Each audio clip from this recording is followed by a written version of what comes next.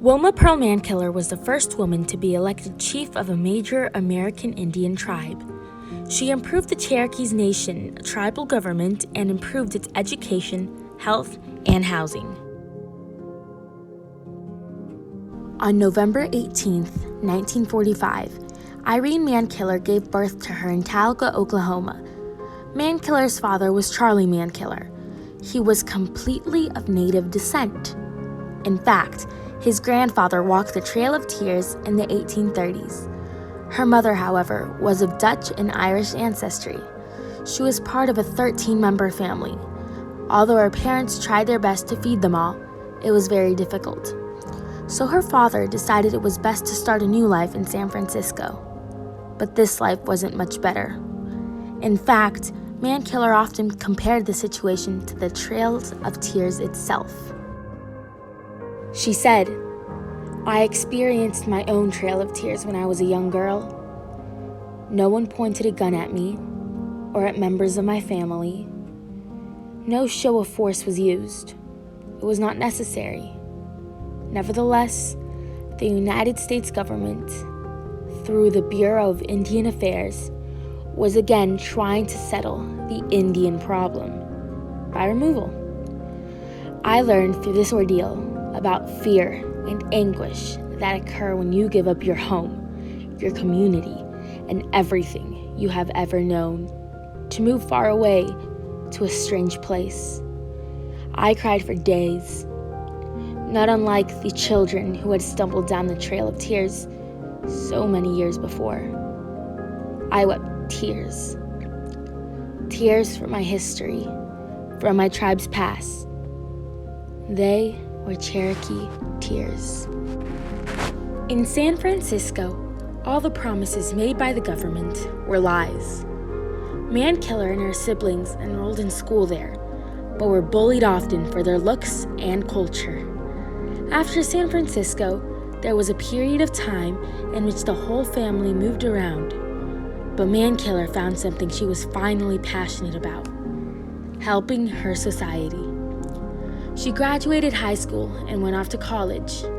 There, she met her husband, Hector Hugo Olaya DeBardi. She had 2 children with him, and for a couple of years, she took time off school to take care of them. But after a while, she enrolled back into school. In 1964, there were a few uprisings, one of which was the American Indian Movement. The outcome of it inspired Mankiller to become more involved in civil rights than ever. The occupation lasted 19 months, and she learned countless lessons she would use later on in life. The unfortunate death of her father in 1971 encouraged her more than ever. She founded EONAYC, or East Oakland's Native American Youth Center. Her husband did not support the idea of her independence, so she divorced him. She became a social worker and found her love for working with children. She helped place the Indian Child Welfare Act, which forbid any Native American child from being placed in homes that didn't have Native Americans as parents. This way, the children maintained their culture.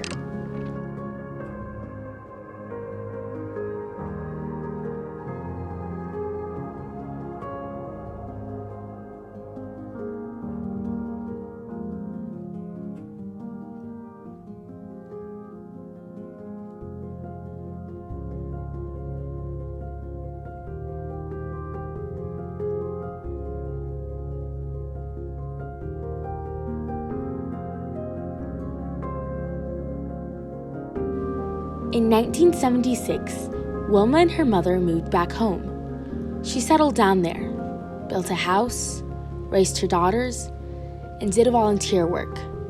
A tragic accident which left her extremely injured caused people to think she would never walk again. After countless surgeries, she left the hospital, but a few months after, she was suffering from what she thought was simply the aftermath of the accident. But later in November of 1980, Wilma was diagnosed with myasthenia gravis, a long-term neuromuscular disease that led to varying degree of skeletal muscle weakness. She eventually recovered, but it took a large toll on her. In 1998, President Bill Clinton awarded Miss Mankiller the Medal of Freedom, the nation's highest civilian honor.